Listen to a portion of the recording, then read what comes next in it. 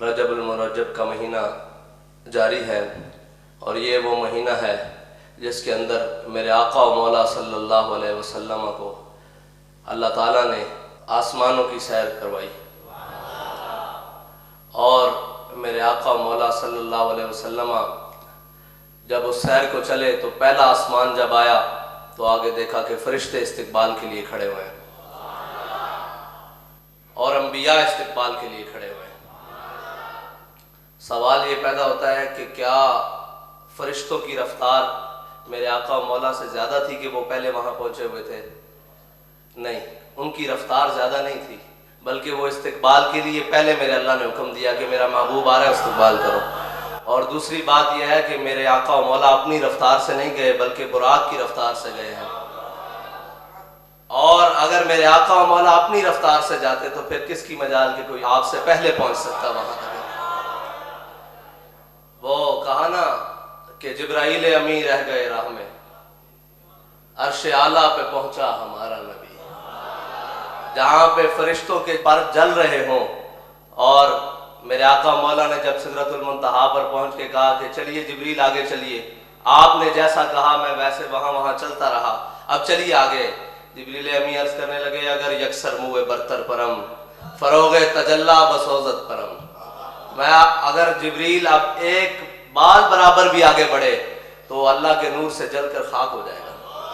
میرے آقا و مولا نے جب معراج کی جانب سفر کیا تو رستے میں میرے آقا و مولا قصداً حضرت موسیٰ علیہ السلام کی قبر مبارک کے اوپر سے گزرے تو آپ نے مشاہدہ فرمایا کہ موسیٰ علیہ السلام کھڑے ہو کر نماز پڑھ رہے ہیں۔ بعض یہاں پہ محدثین نے لکھا کہ صلاۃ ہے، صلاۃ کا لفظ کہ حضرت موسیٰ علیہ السلام نماز پڑھ رہے، تو قبر میں تو نماز نہیں ہے نا جی۔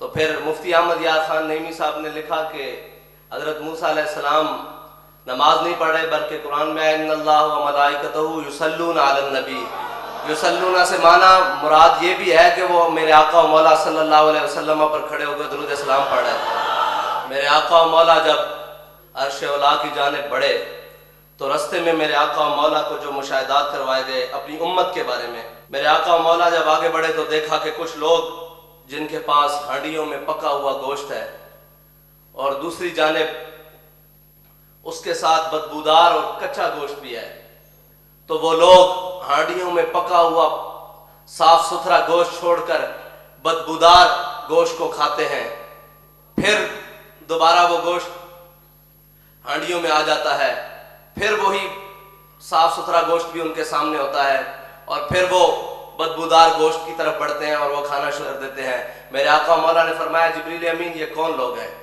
انہوں نے عرض کی یا رسول اللہ یہ آپ کی امت میں وہ لوگ ہیں کہ جو حلال چیزوں کو چھوڑ کر حرام کی طرف بھاگا کرتے تھے، جو اپنی حلال عورتوں کو چھوڑ کر حرام عورتوں کے پیچھے بھاگا کرتے تھے، اور یہ وہ عورتیں ہیں جو اپنے حلال مردوں کو چھوڑ کر حرام مردوں کے پیچھے بھاگا کرتی تھی۔ یہ ہے پہلا وہ میرے آقا و مولا کو جو مشاہدہ کرایا گیا زانیوں کے بارے میں۔ میرے آقا و مولا صلی اللہ علیہ وسلم آگے بڑھے، میرے آقا و مولا صلی اللہ علیہ وسلم نے دیکھا کہ جگہ ہے وہاں پہ پتھروں کے درمیان سر رکھ کر اوپر سے پتھر مارا جاتا ہے، پھر وہ سر درست ہو جاتا ہے، پھر پتھر مارا جاتا ہے، پھر وہ سر درست ہو جاتے ہیں، پھر پتھر مارے جاتے ہیں۔ میرے آقا و مولا صلی اللہ علیہ وسلم نے جبریل امین سے فرمایا جبریل یہ کون لوگ ہیں؟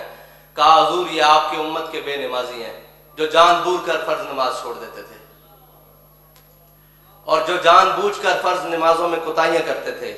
میرے آقا و مولا صلی اللہ علیہ وسلم جب آگے چلے تو آگے جو دیکھا کہ ایسے لوگوں پر گزر ہوا جن کی زبانوں اور ہونٹوں کو لوہے کی کینچیوں سے کاٹا جا رہا تھا، جن کی زبانوں اور ہونٹوں کو لوہے کی کینچیوں سے، جہنم کے لوہے کی کینچیوں سے کاٹا جا رہا تھا۔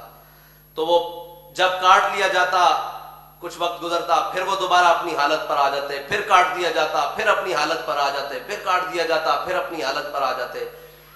میرے آقا و مولا صلی اللہ علیہ وسلم نے حضرت جبریل امین سے فرمایا اے جبریل یہ کون لوگ ہیں؟ انہوں نے عرض کی یا رسول اللہ یہ آپ کی امت کے وہ وائز ہیں جو کہا تو کچھ اور کرتے تھے لیکن اس پر عمل نہیں کرتے تھے۔ اللہ اکبر۔ لوگوں کو تو یہ کہتے تھے کہ نماز پڑھو لیکن خود نماز نہیں پڑھتے تھے، لوگوں کو تو یہ کہتے تھے کہ صالح اعمال کرو لیکن خود عمل صالح کی طرف نہیں جاتے تھے. لوگوں کو تو یہ کہتے تھے کہ سود سے بچو لیکن خود سود میں شامل ہو جاتے تھے. لوگوں کو تو یہ کہتے تھے کہ بے حیائی سے بچو لیکن خود بے حیائی کے اندر رغبت رکھتے تھے. ان کے ہونٹوں کو جہنم کی کینچیوں سے کاٹا جا رہا تھا.